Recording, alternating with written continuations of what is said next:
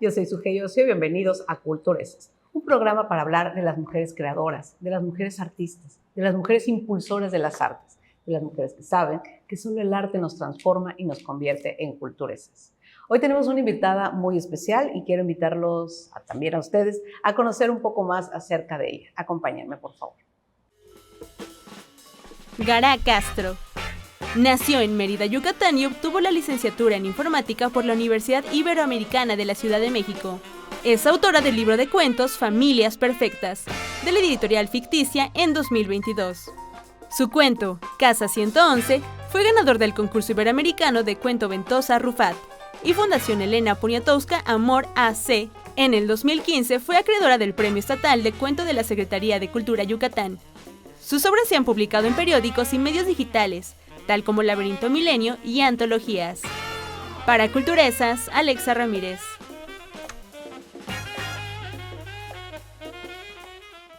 Bueno, ya conocimos un poquito más acerca de Gara, pero ahora vamos a conocerla más ampliamente. Estamos desde la Universidad Modelo en la ciudad de Mérida, en donde nos han recibido con mucho cariño, con mucha amabilidad, y ha sido un gusto trabajar con ellos. Y ahora ha sido un gusto también que esté con nosotros Gara, una escritora Muchas gracias. Importante, bella, y queremos conocer más acerca de ti, Gara. Claro, por supuesto. Primero que nada, me gustaría preguntarte lo que preguntamos a todas las personas que nos hacen el favor de acompañarnos. ¿Cómo es que te convertiste en una culturesa, Gara?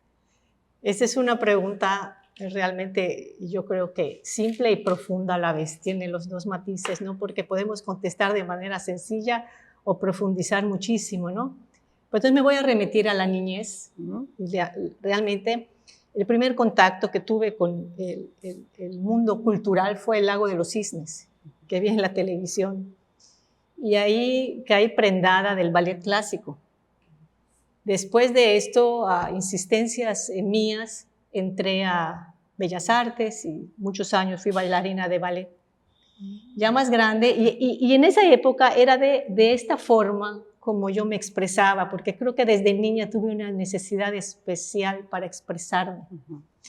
Y contaba historias, yo sola en mi casa, por medio de la danza, por medio de los movimientos. En aquel momento las palabras todavía no tenían el suficiente vocabulario o no significaban tanto para mí más que el movimiento corporal. Ya más grande, la preparatoria, pues unas que otras obritas de teatro por ahí, ¿no? De la escuela, nada profesional.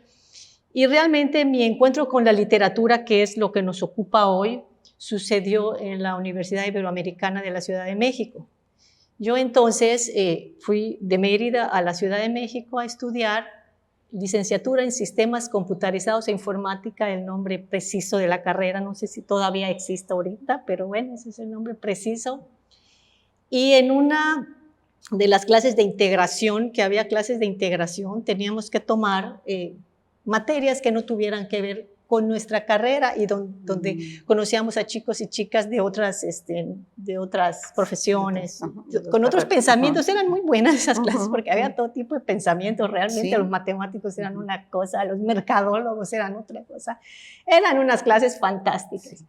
Pues por llenar mi currículum entro a esta clase que se llamó El cuento de lo extraordinario. Todavía recuerdo al maestro, su sombrerito, su bigote, era un cubano. Él. No recuerdo su nombre realmente, pero era un poeta. Y fue cuando entré al cuento y descubrí otro mundo que jamás me imaginé, porque yo nada más estaba, pues todavía seguía un poco con el ballet y con las ciencias exactas, porque me gustaban mucho las matemáticas. Muy técnico, sí. Mucho las matemáticas. Entonces, pero aquí descubrí como otra cosa, ¿no? Un mundo nuevo. Leímos, me recuerdo que leímos mucho a Cortázar, leímos a Borges, a Lovecraft, nos metimos dentro del cuento fantástico, que a mí me gusta mucho porque lo distópico es algo que se me da con facilidad. Leímos a Ray Bradbury, las crónicas marcianas, y gracias a esto dije, bueno, si existe, yo quiero más. Qué interesante historia, ¿no? Porque sí. Estás en un ámbito y realmente cuando entré distinto. a esa clase, yo no me imaginaba que iba a suceder esto, pero fue una clase que transformó mi vida. Sí, definitivamente. Sí. Me parece que sí, que empiezas, pero ya tienes, creo, por lo que ahora comentas respecto del ballet y ese deseo o esa sensibilidad musical también y también corpórea, ¿no? O sea, cómo expresarte con el cuerpo. Creo que es algo que tú tienes, por supuesto, y que lo vas moviendo hacia diferentes áreas, ¿no? Exactamente. Es por eso dije, ¿qué tan profundo podemos llegar? Yo creo que la expresión, el deseo o el arte que reside en uno mismo, el deseo de expresarse se canaliza a diferentes disciplinas, podríamos decirle, ¿no? También dependiendo de la habilidad de cada quien. Sí, absolutamente. Sí, tiene como demasiadas, es como un árbol, ¿no? O sea, lleno de ramas. Sí, algunas van creciendo más. A lo mejor tu rama de bailarina creció hasta un lugar y llegó ahí. Había otras que tal vez tenían la oportunidad de desarrollarse más, que era en el caso de la literatura. Exactamente, ¿no? Sí. Me apasionó más la literatura que el ballet. Yo en aquel momento pensaba que el ballet me apasionaba, y sí me apasionaba, pero cuando conocí la literatura dije, esto todavía más. Sí, es que además, ¿qué es lo que, un poco me has contado, ¿no? Que te invita a lugares diferentes, a ver vidas distintas, a ver posibilidades inexistentes. ¿Por qué crees que te gusta más lo distópico o lo utópico? Bueno, me gustan diferentes ramas. Ya una vez dentro de la literatura, bueno, este es otro mundo enorme, ¿no? O sea, porque pues hay poesía, cuento, novela, ensayo, crónica, ¿no? Y además hay pues literatura realista, literatura fantástica, esto. Pues no sé, se me da un poco lo distópico porque yo creo que es un poco como funciona mi mente. Yo, por lo general, ando para adelante, ¿no? Y mi mente a veces se sitúa en el futuro. Pero no solo he escrito distópicos, pero digo que se me da. No lo tengo que forzar. Sale más cómodo. Sí. De hecho, el libro que tenemos acá tiene algunos cuentos distópicos y está más o menos centrado en la adolescencia, un poco niñez y adolescencia, que creo que es una época interesantísima de la vida porque suceden muchos cambios en el ser humano y hay muchas batallas de niños y de jóvenes que a veces no vemos o pasan por alto porque nos centramos como en las batallas de las sociedades o en las batallas de los adultos, pero en esa etapa de la vida, la transición de la niñez a la adolescencia, de la adolescencia a la adultez, pasan cosas muy interesantes y toman muchas malas decisiones. Y por ahí oí una vez, y te lo comparto acá y se lo comparto a quienes nos escuchen, que una mala decisión genera historias interesantes para contar. Entonces, pues bueno, aquí es. Sí, yo creo que es importante, fíjate, lo que acabas de comentar, porque mucho de esta transición entre el niño, el adolescente y el adulto, lo que nos hace es un montón de formaciones o deformaciones, dependiendo de cómo lo queramos ver, pero es un proceso de mucho impacto, que creo que en gran medida, no sé si nos determine a ser lo que seamos como adultos, pero de manera clara tiene una influencia muy potente, yo creo. Sí, correcto, yo comparto tu opinión. Sí, este libro, ahora que lo has mencionado, el de Familias Perfectas, yo ya lo he leído y me ha gustado muchísimo también. Gracias. Comparto esa idea de que tiene toda esta dosis de movimiento hacia la adolescencia, hacia la niñez, hacia la adultez y todo ese montón de tropezones que tenemos todos, pero que sin esos no podríamos ser lo que somos. Me parece que son absolutamente necesarias esas malas decisiones para tener una referencia de cuál es una mala o una buena decisión, ¿no? Claro. Cuéntanos un poco más acerca de Familias Perfectas, Gara. ¿Cómo lo construyes? ¿Cómo empiezas? ¿Cómo decides publicar un libro? Sí. Bueno, yo empecé en talleres, ya después evolucionó mi vida, ¿no? Llegamos a la literatura y pues empecé con cuentos. Y pues eran cuentos que a mí nada más tenía yo ganas de contarlos. De hecho, hay cuentos como semillas. Dentro de nosotros tenemos muchas semillas congeladas, así lo veo yo. Como mujeres también tenemos semillas congeladas que no es que en algún momento no las reguemos, sino que están ahí y estamos haciendo otras cosas con mi vida, como cuando tenemos una familia, atendemos a los niños, quienes tengan, o quienes no los tengan, que están atendiendo otros aspectos de su vida, ¿no? Sí. Porque las mujeres tenemos muchos aspectos de nuestra vida que cuidar y que atender, y ahí están estas semillas, ¿no? Entonces, las historias son diferentes. Hay algunas que tuve yo como la idea o el germen de la semilla ya había nacido, pero estaba ahí. Y me entra en una necesidad de contarlo. No es solo el deseo, también es la necesidad. Tengo que sacar esto y contarlo y darle una forma, sacarlo al mundo, volverlo material por medio de las letras. Ujú. Entonces, allá alguna que otra historia tiene que ver con mi vida. Ujú. Hay otras que no tienen nada que ver con mi vida personal. Son principalmente, hay mujeres, hay algunos hombres también ahí, Ujú. en este camino hacia la adultez. Pues bueno, los fui recolectando y otros muchos cuentos más que no tienen que ver con esto, pero a la hora de publicar, sí les gusta a los editores, les gusta tener una unidad Ujú. temática, ¿no? Sí. Entonces recogí los que tenían la unidad temática de estas transiciones de vida, ¿no? Estas épocas en las que el ser humano encuentra sus primeros lugares en el mundo fuera de la familia. Ujú. Y reunimos este libro que Editorial Ficticia, que es una editorial muy buena, especialista en el cuento, deseó publicar, y pues aquí tenemos este libro, ¿no? ¿Ese qué año lo publicaste, Gara? Ese me parece que en 2022. En 2022. 2022, sí, Sí. sí. Sí, me han gustado mucho los cuentos que vienen allá, los he disfrutado mucho y me llama mucho la atención el nombre del libro, porque el nombre del libro solito es muy retador, ¿no? Porque yo leo familias perfectas y me pregunto si habrá una familia perfecta, Gara. Por supuesto, no, ese es un nombre con dosis de sarcasmo. O sea, ese nombre lo puso el editor, de hecho, ¿no? Realmente mi trabajo casi nunca lo titulo. Cuando titulo mi trabajo desde el principio, siento que pierdo libertad. Ni siquiera los cuentos los titulo, porque ya con el título ya te restringes a cierto camino, ¿no? O abarcar pues, algún tópico en particular. Entonces yo termino mi trabajo y luego veo un poco de qué se trata. Y al terminar de recolectar estos libros, yo le mandé muchos al editor, él escogió estos como unidad temática y puso el libro, por supuesto, dando a entender que la familia perfecta no existe. O sea, eso es obvio, por eso el nombre es. Posiblemente debe haber estado entrecomillado, ¿no? Porque sí ha habido quien se confunda, quien piense, oye, está tratando de buscar una familia perfecta. No, para nada. No, creo que es no. Dentro de estas imperfecciones, dentro de estas dinámicas conflictivas que todos tenemos, es donde uno sigue y anda y aprende la vida y vive su vida. Sí, es interesante eso, ¿no? Porque es justamente esa carga de sarcasmo de que no existe, en verdad, una familia perfecta, pero es que no existimos los individuos perfectos, pero es que no existen las situaciones perfectas, Ni ¿no? las mujeres perfectas, ahora Así hablando es. de mujeres, Sí. ¿no? Ni el arte perfecto, ni Así la es. profesión. Y algo creo que ahorita que hablas de la perfección, algo que a mí me ayudó mucho, y aquí pues si hay otras mujeres, hombres, quien sea, que no tiene que ser perfecto el arte de uno para realizarlo, no. A veces hay así como un poco de idealización hacia los artistas. No, son seres humanos comunes y corrientes y todo el mundo tiene su arte, y a sacarlo y animar a aquellas personas que tienen algo en el cajón, alguna historia en el cajón, o que tienen, no sé, una idea de cualquier tipo de arte, una canción, pues que la saquen.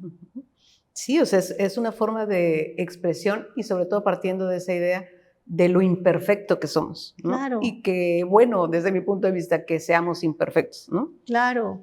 A mí me ha ayudado mucho una frase, y cada vez igual que tomo un texto o que hago cosas en mi vida, que aprendí, que es el coraje de ser imperfecto.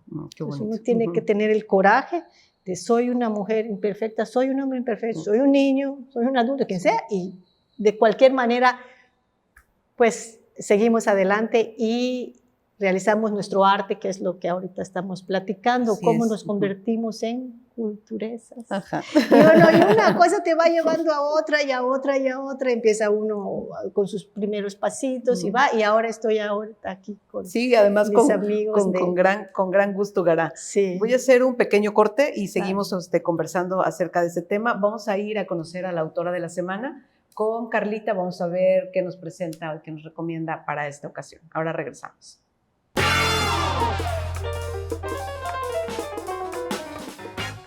Hola, yo soy Carla González y hoy en Culturesas conoceremos más sobre la escritora argentina Silvina Ocampo con el cuento La Casa de Azúcar. Este cuento despliega toda su potencia cuando Cristina llega a vivir a la casa que algún día le perteneció a otra mujer llamada Violeta. Con el paso de los días, Cristina parece ir heredando todas las características de la anterior inquilina. Así es como poco a poco va convirtiéndose más en Violeta y menos en ella misma. El cuento está narrado en primera persona por un personaje central dentro de la historia. Esto agrega subjetividad a la narración, porque no sabemos si lo que nos cuenta es la realidad o es su percepción de la realidad. De esta forma, el narrador construye una verdad para él mismo y para nosotros, los lectores. La narrativa en primera persona también apoya a crear el ambiente claustrofóbico que caracteriza al cuento. El aislamiento físico y emocional es un tema importante en la narración. La casa se convierte en refugio y en prisión. La Casa de Azúcar aísla a los personajes mientras apoya la obsesión del narrador y la metamorfosis de la protagonista. En este panorama, el narrador ejerce una dinámica de poder sobre su mujer, quiere protegerla, pero al mismo tiempo quiere controlarla, y de alguna forma esto contribuye a la alineación y a la transformación de Cristina. Elementos fantásticos y surrealistas caminan por la Casa de Azúcar, y es que la energía que dejan en los lugares los que han pasado por ahí, sus risas, sus lágrimas, sus furores y sus horrores permanecen de tal forma que aun cuando ya se han marchado, algo de ellos siempre quedará impregnado en los muebles, en las paredes, en los sonidos y en el aire de esos lugares a los que alguna vez pertenecieron y de los cuales se habrán despedido solo después de dejar su huella imborrable. Denle un espacio en su librero a Silvina Ocampo. Yo soy Carla González y esto fue Para Culturesas. Nos vemos la siguiente semana.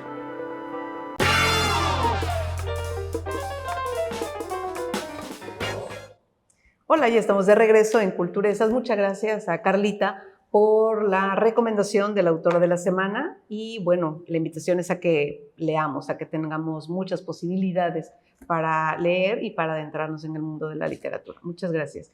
Estamos de regreso con nuestra invitada, con Gará. Estamos hablando de algo muy interesante que son Las vidas imperfectas, su libro de familias imperfectas, pero Gará también tiene otro libro en el que participa y en el que ha ganado también un premio y quiero que nos comente un poquito acerca de eso, Gará. Sí, bueno, este libro en realidad es una en colección, es una antología de los cuentos ganadores del premio Ventosa Arrufat y Elena Poniatowska del 2022, porque cada año hacen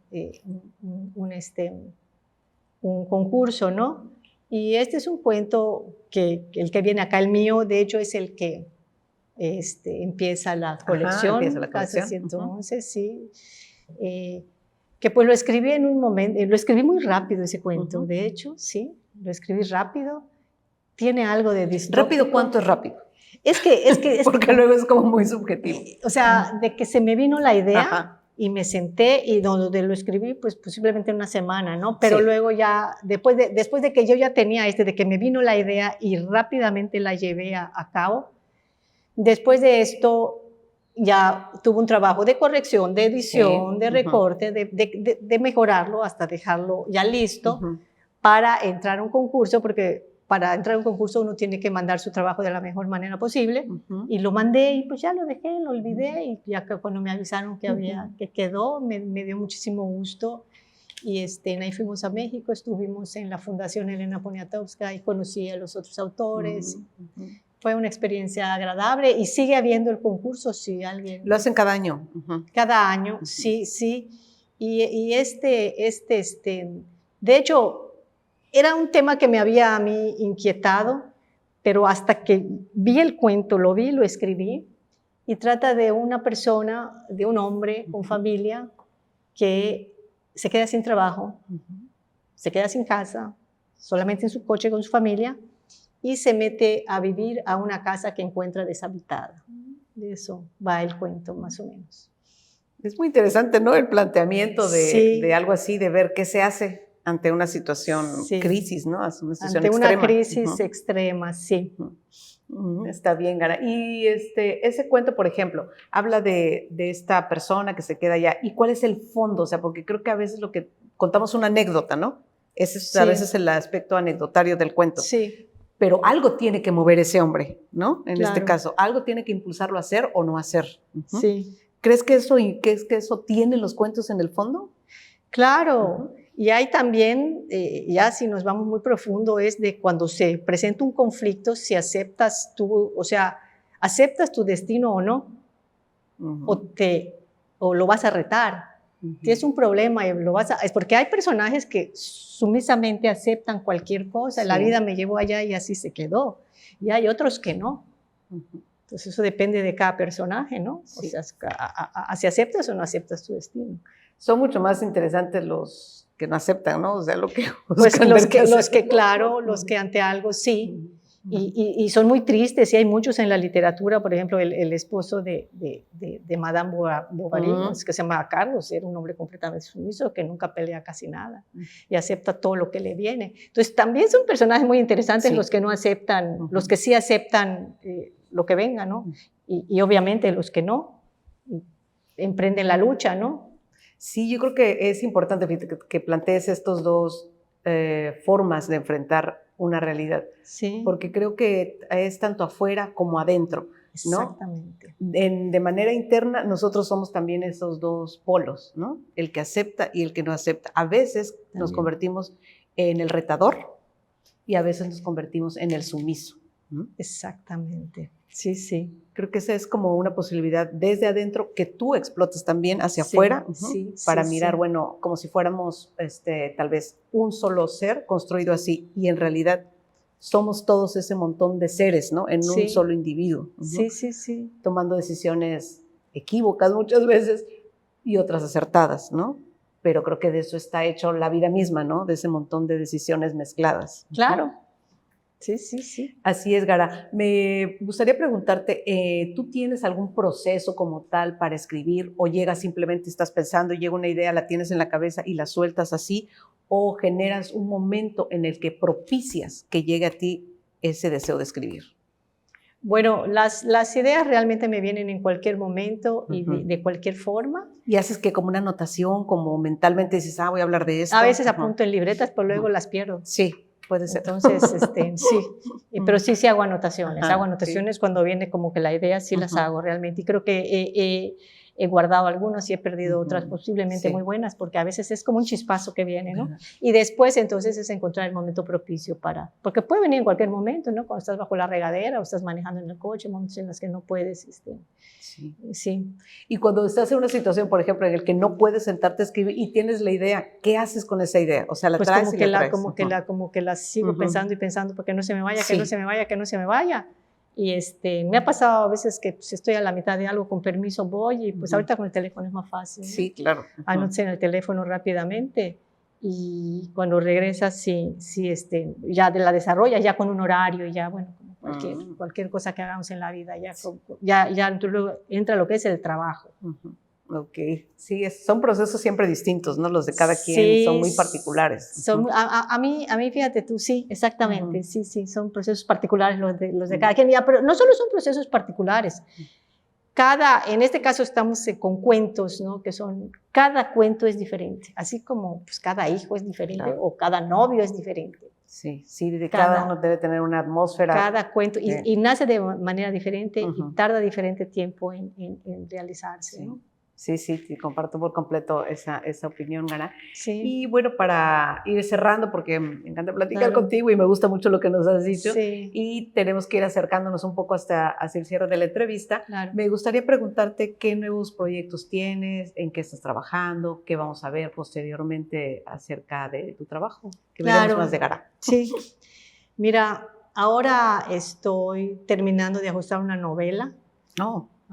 ¿Es la primera novela que vas a escribir? Bueno, ya está lista. Estoy ajustando. Muchas felicidades. Sí. Después, pues, sacarla al público, ¿no? Esta novela, sí, que ya está lista, realmente. Que ya la tienen como editando, ya la tienen maquetando. Sí, de hecho, ya le recorté algunos, le agregué otros, ya está en el proceso de edición. Y ya está en las últimas, digamos que pues, en 2 semanas ya debe de quedar lista para... Entonces, el proyecto me tiene muy contenta, la verdad, muy contenta. ¿Y podemos saber cómo se llama? Todavía no. Pues en eso estamos. Posiblemente se llame La Otra Mujer o se llame La Mujer del Zoológico. Todavía no sabemos cuál será el nombre, pero pues... La protagonista es una mujer, eso sí. Es una mujer. La protagonista es una mujer. Sí. Creo que habla de conflictos y de situaciones que muchas mujeres enfrentamos o que vivimos de diario, ¿no? Y también habla mucho de la fortaleza femenina.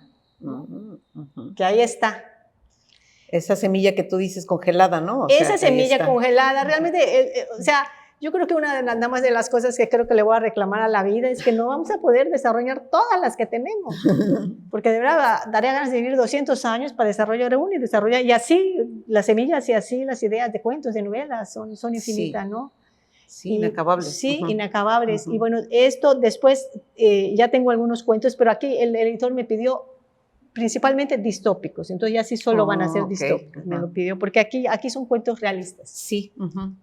y distópicos en particular, pero ya tengo algunos, lo acabaré, y después algo a lo que lo empecé y lo dejé, que es un proyecto muy importante, que quiero escribir una novela de Yucatán, acá, una novela histórica de Yucatán, del siglo XIX. Histórica. Ajá, ujú. Sí, que tiene que ver con la guerra de castas. Ok. Estudié 2 años, estuve estudiando, o sea, haciendo tarea de investigación de la guerra de castas en Yucatán y de algunas batallas en particular y de lo que vivieron algunas familias. Y también acá voy a incorporar en esta novela histórica, voy a incorporar por primera vez, sí, historias familiares de mis ancestros. Es muy interesante, Gara, eso me Sí, parece para que la gente superinteresante. conozca un poco Ujú. más Sí, esta parte del de la estado. República Ujú, Mexicana, sí. ¿no? Sí, una parte de la República Mexicana súper particular. ¿no?